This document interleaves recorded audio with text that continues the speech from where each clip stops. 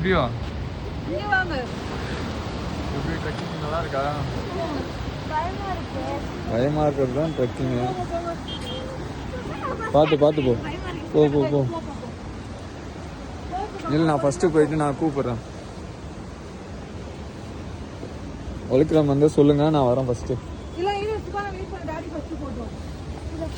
ம் wait wait wait wait இரு wait. எனக்கே வலுக்கிற மாதிரி தான் இருக்கு. வெயிட்.